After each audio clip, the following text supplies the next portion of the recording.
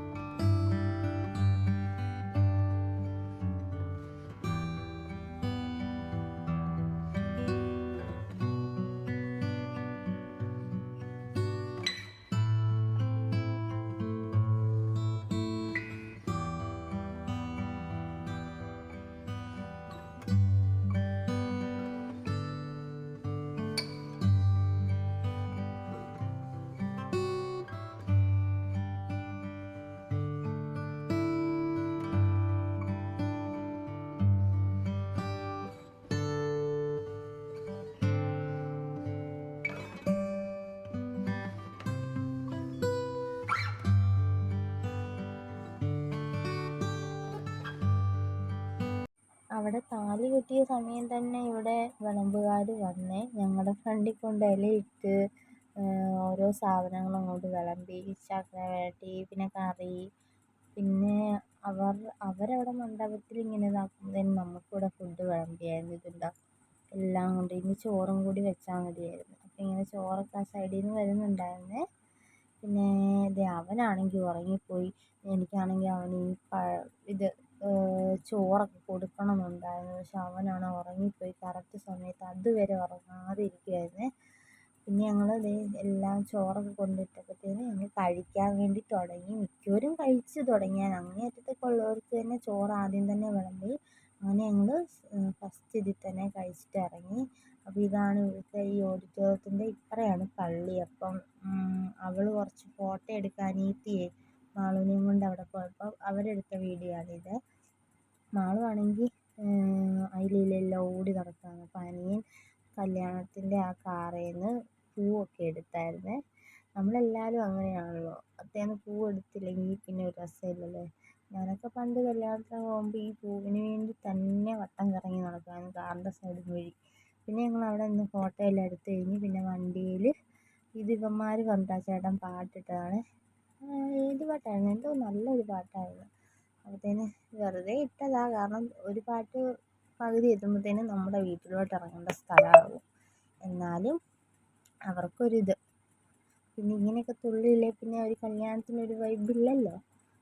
അപ്പോൾ വീഡിയോ ഇത്രേ ഉള്ളൂ. വീഡിയോ ഇഷ്ടമായെങ്കിൽ ലൈക്ക് ചെയ്യുക, ഷെയർ ചെയ്യുക, സബ്സ്ക്രൈബ് ചെയ്യുക. അപ്പോൾ മറ്റൊരു വീഡിയോ ആയിട്ട് വരുന്നവരേക്കും ടാറ്റാ, ബൈ ബൈ.